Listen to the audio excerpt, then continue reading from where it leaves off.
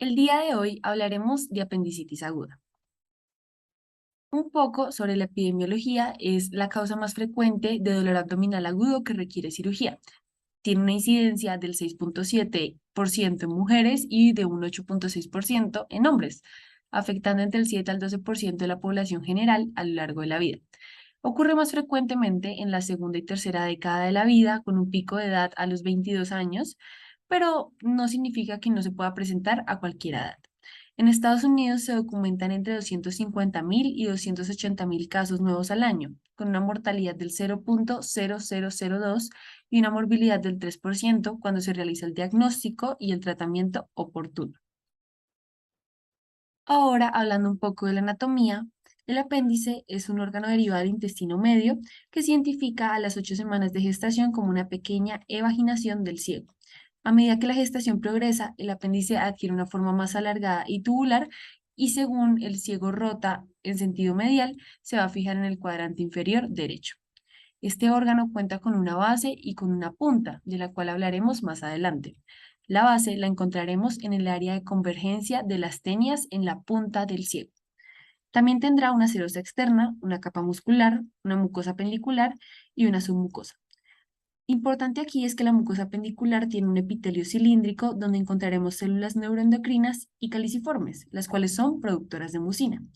Y la submucosa pendicular contendrá el tejido linfático que le confiere su función como órgano inmunitario, el cual participa en la secreción de inmunoglobulinas. El tamaño del apéndice varía entre 5 a 35 centímetros con un tamaño aproximado de 9 a 10.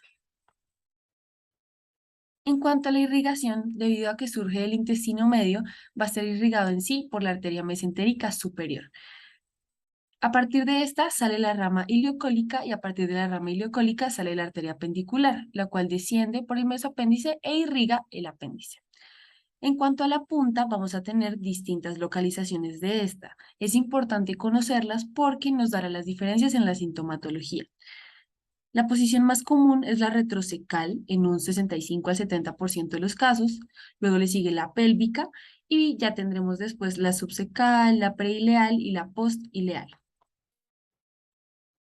En cuanto a la fisiopatología, la apendicitis se genera por una obstrucción de la luz intestinal, por distintas causas, ya sea un fecalito o una hiperplasia linfoide, que son las más comunes, como también pueden ser los tumores primarios, los cuerpos extraños y los parásitos. ¿Listo? Entonces, inicialmente ocurre la obstrucción de la luz intestinal. Se va a mantener la secreción de moco y la producción de gas por bacterias en el interior, lo cual aumenta la distensión del apéndice y posteriormente genera un aumento de la presión intraluminal que va a ser mayor a la presión venosa y va a generar un compromiso venoso y linfático. En este punto aparece lo que conocemos como dolor visceral. El dolor visceral se genera por la distensión del apéndice que estimula las fibras viscerales aferentes estriadas, dando origen a un dolor sordo, vago, difuso a nivel periumbilical. Por eso, en la sintomatología inicial de la apendicitis, los pacientes refieren un dolor a nivel periumbilical. Después va a haber un compromiso arterial, va a haber necrosis y va a haber compromiso de la serosa y del peritoneo. Cuando hay compromiso del peritoneo, el dolor se va a localizar en fosa ilíaca derecha. Va a migrar de dolor periumbilical a fosa ilíaca derecha. Y posteriormente va a ocurrir la perforación.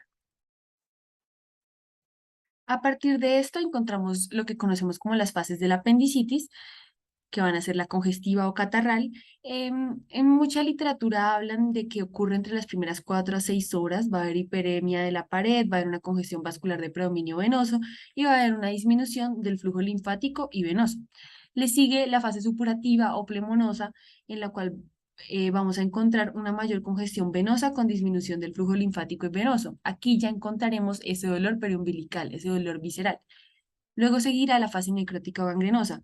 Aquí ya tendremos compromiso arterial, linfático y venoso. Va a haber necrosis de la pared apendicular con un gran componente inflamatorio y una cantidad de componido purulento. Aquí ya tendremos un dolor localizado en fosa ilíaca derecha. Y finalmente tendremos la fase perforada, la cual ocurre después de las 24 horas.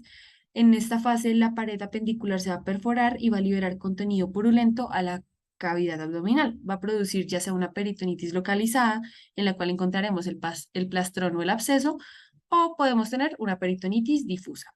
En cuanto a la presentación clínica, tendremos dos casos. Un cuadro clínico inicial que ocurre dentro de las 24 a 36 horas, caracterizado por hiporexia, dolor periumbilical que posteriormente migra a fosa ilíaca derecha, náusea y o vómito, y la hipertermia entre 37,5 grados a 38,5 grados. Luego tendremos un cuadro clínico avanzado entre las 36 a 48 horas, en la cual veremos a un paciente con compromiso del estado general, con una fase séptica, taquipneico, taquicárdico y deshidratado, además de una hipertermia mayor a 38,5 grados. También tendremos dolor a la descompresión y una defensa más generalizada, y para la palpación del plastrón en fosa ilíaca derecha, flanco derecho y o hipogastrio. Recuerden que después de las 24 horas comúnmente ya ocurre esa fase perforada, por ende tendremos el plastrón. Ahora, ¿qué buscaremos al examen físico? Inicialmente vamos a buscar el punto de McBurney. Este lo encontramos trazando una línea que va desde la espina ilíaca anterosuperior hasta el ombligo. Y en la unión de los dos tercios inferiores con el tercio externo vamos a encontrar este punto. Este punto es importante porque cuando lo comprimimos, si el paciente refiere dolor, vamos a decir que el paciente tiene dolor en punto de McBurney, lo cual es sugestivo de apendicitis aguda. Y cuando ocurre la descompresión de ese punto, vamos a presentar el signo de Bloomberg. También tenemos otros signos que todos nos van a hablar de apendicitis aguda, como es el signo de Rovsing, que consiste en realizar una compresión en la fosa ilíaca izquierda y el paciente nos va a referir dolor en fosa ilíaca derecha. Tenemos el signo del psoas, que consiste en colocar al paciente en decúbito lateral izquierdo y vamos a generar una hiperextensión de la cadera. Este paciente va a referir dolor en fosa ilíaca derecha, lo cual es sugestivo de apendicitis. Otros dos signos importantes es el del obturador. Vamos a pedirle al paciente que pues vamos a flexionarle la rodilla y vamos a generar una rotación interna. Eso le va a generar dolor en fosa ilíaca derecha, y la talopercusión, que consiste en golpear el talón del paciente y también nos va a referir dolor en fosa ilíaca derecha. Tenemos otros signos como el signo de Dunphy, que consiste en pedirle al paciente que tosa y él pues por medio de esta maniobra va a sentir dolor en fosa ilíaca derecha. El diagnóstico de la apendicitis va a estar apoyado en la presencia de marcadores inflamatorios, por lo cual es muy importante para nosotros pedir laboratorios. ¿Qué vamos a mirar en los laboratorios? Vamos a mirar los glóbulos blancos y la proteína C reactiva.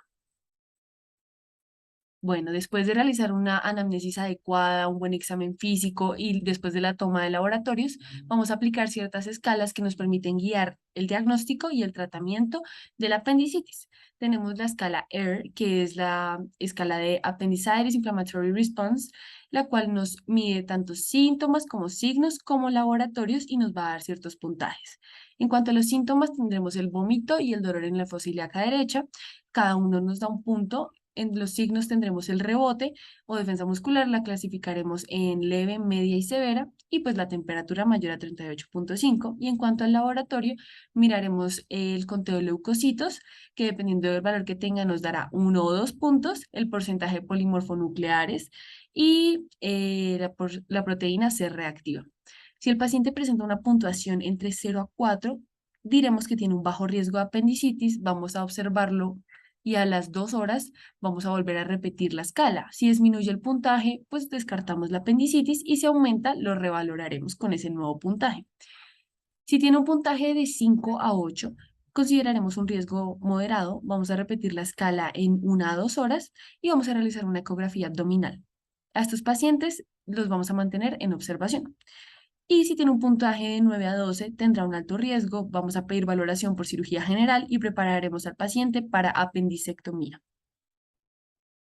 También tendremos la escala pediátrica, en la cual no ahondaré mucho, pero aquí la podemos ver. Si el paciente presenta un riesgo bajo, es decir, menor o igual a 3 puntos, si tiene un riesgo intermedio de 4 a 6 puntos, o si tiene un alto riesgo mayor a 7 puntos.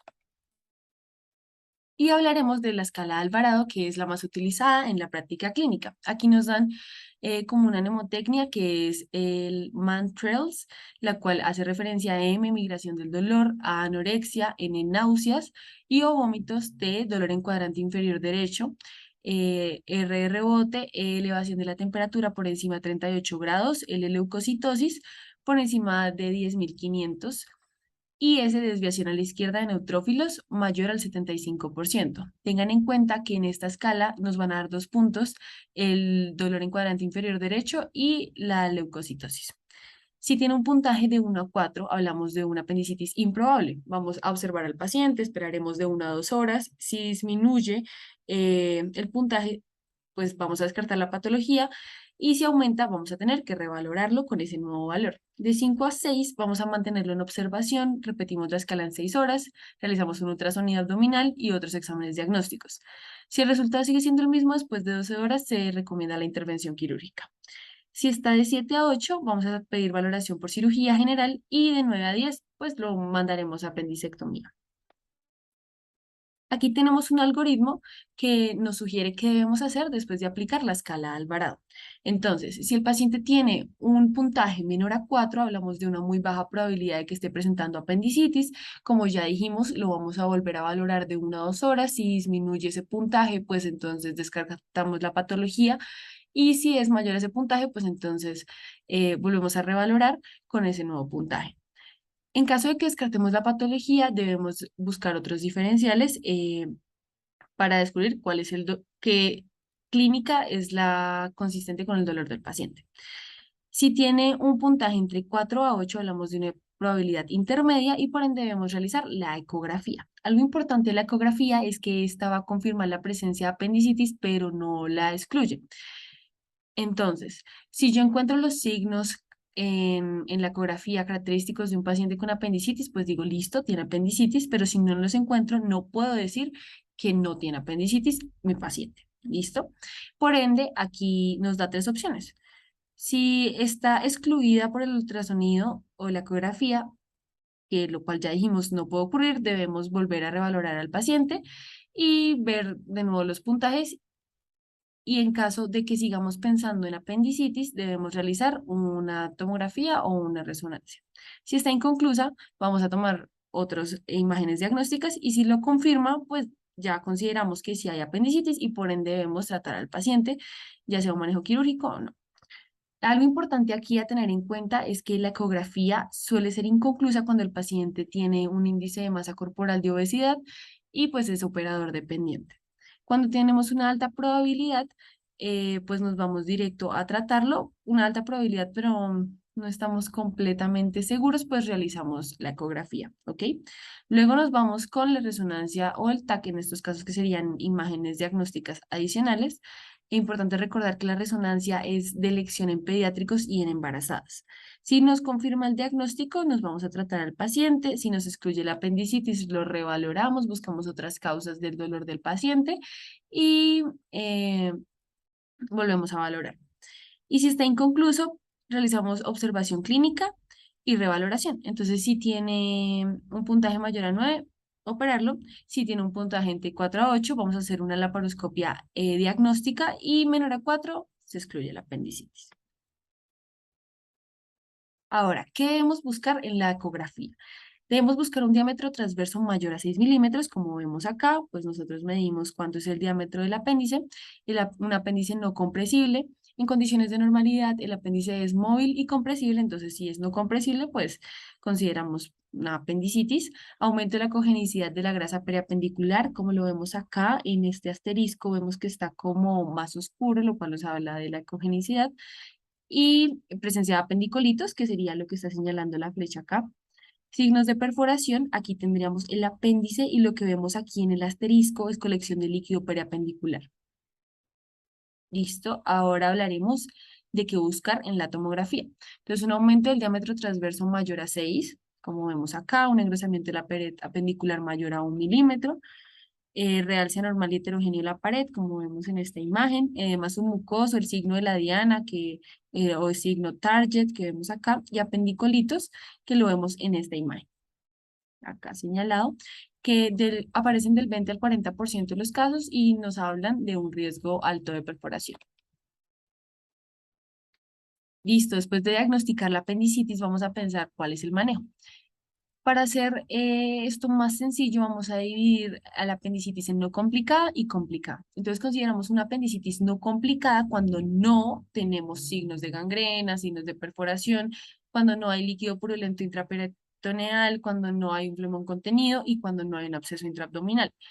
Si el paciente no presenta ninguno de estos, realizaremos ya sea apendicectomía por laparoscopia o una apendicectomía vía abierta. Cuando hablamos de una apendicitis complicada, cuando tiene cualquiera de estos signos. ¿Listo? Em, en ciertos estudios han comparado la utilidad del manejo no quirúrgico frente al manejo quirúrgico y se ha visto que es preferible realizar el manejo quirúrgico porque disminuye la posibilidad de que el paciente nos presente tiempo después con un cuadro de una apendicitis perforada. Por lo cual, aquí hablaremos de la profilaxis antibiótica perioperatoria, que es la que realizamos antes de operar al paciente. Aquí les presento tres esquemas, que es los que yo más he visto en la práctica clínica, que sería cefazolina, 2 gramos intravenosos 30 minutos antes de la cirugía, ampicilina sulbactam, 3 gramos intravenosos antes de la cirugía, y clindamicina, 300 miligramos intravenosos, 30 minutos antes de la cirugía. Listo. Entonces, después de administrar el antibiótico profiláctico, vamos a proceder a hacer ya sea la apendicectomía vía abierta o la apendicectomía vía laparoscópica. Entonces, hablaremos primero de la vía abierta. Lo primero que hacemos es la incisión del paciente, que puede ser la incisión de McBurney, que sería en el punto McBurney, o la Rocky Davis, que es transversal. Después de disecar las capas musculares, vamos a localizar el apéndice. Si no somos capaces de localizarlo fácilmente, podemos buscar la confluencia de las tenias en el ciego. Recordemos que ahí encontramos la base del apéndice. Listo. Entonces, encontramos la base del apéndice, agarramos el apéndice y vamos a generar la división del mesoapéndice, que es el que vemos acá. ¿Listo? Posteriormente vamos a hacer una ligadura de la base del apéndice y división del apéndice. Y finalmente colocaremos una sutura en bolsa de tabaco o en seta. Si ven acá que se está formando la seta. Y luego generamos la inversión del muñón apendicular, que sería este que quedó acá. Entonces lo invertimos para que quede hacia adentro y sacamos el apéndice. La apendicectomía por vía laparoscópica requiere de colocación de 3 puntos de acceso. Entonces, tendremos un trocar de 10 a 12 milímetros a nivel del ombligo, que es este que vemos acá, por el cual introduciremos la cámara de laparoscopia, un trocar suprapúbico de 5 milímetros y un trocar en fosa ilíaca izquierda de 5 milímetros. Entonces, ingresamos y lo primero que haremos es sujetar al apéndice. Si no lo encontramos, realizamos la misma maniobra que realizamos en la apendicectomía vía abierta, que es encontrar la convergencia de las tenias y ahí encontraremos la base del apéndice. Entonces, sujetamos el apéndice, luego disecamos el mesoapéndice y creamos una ventana. Luego dividimos el apéndice, aseguramos con endovasas o con una grapadora y finalmente lo disecamos. Queda ahí suturado. Listo. Ahora, ¿cuándo consideramos preferible la apendicectomía laparoscópica frente a la vía abierta? Entonces, aquí tenemos como una comparación. Los beneficios de la apendicectomía laparoscópica es que va a disminuir la estancia operatoria, va a haber un menor dolor posoperatorio, hay una disminución de las infecciones de sitio operatorio y hay una reanudación más rápida de las actividades cotidianas. En cuanto a las desventajas, tenemos un mayor riesgo de abscesos residuales intraabdominales. Y pues vamos a preferir la apendicectomía laparoscópica en pacientes obesos, en mujeres en edad fértil, en embarazadas y en una edad avanzada. Listo, esto era en cuanto a la apendicitis no complicada. Cuando es complicada, lo primero que vamos a preguntarnos es, ¿el paciente está estable o está inestable? Si está inestable, va a requerir apendicectomía de urgencia, más el drenaje, más irrigación de la cavidad peritoneal y un antibiótico de amplio espectro de 3 a 5 días intravenoso. Si el paciente está estable, vamos a ver si tiene presencia de flemón o de un absceso. Aquí lo que vemos es un absceso. ¿Listo? Lo vamos a medir el tamaño. Entonces, si tiene un tamaño menor a 3 centímetros, vamos a hacer una apendicectomía inmediata y vamos a darle antibiótico de amplio espectro por 3 a 5 días. Si es mayor a 3 centímetros, nos vamos a preguntar si se puede drenar o no. Si se puede drenar, haremos un drenaje percutáneo del absceso y pondremos antibiótico terapia intravenosa. Y si no se puede drenar, pues haremos apendicectomía inmediata y antibiótico terapia por 3 a 5 días. Si el paciente tiene flemón, vamos a ver si la apendicectomía es posible o no. Si es posible, pues lo operamos inmediatamente y administramos antibiótico terapia de 3 a 5 días. Si no es posible, vamos a dar antibióticos y vamos a mantener al paciente en observación hasta que tenga una mejoría clínica para poder realizar la apendicectomía. Finalmente, como recomendaciones, se recomienda no administrar antibiótico postquirúrgico en pacientes cuya apendicitis no fue complicada. Y en pacientes en los que la apendicitis sí fue complicada, se recomienda dar antibióticos de amplio espectro de 3 a 5 días después de la cirugía. Y eso sería todo. Muchas gracias.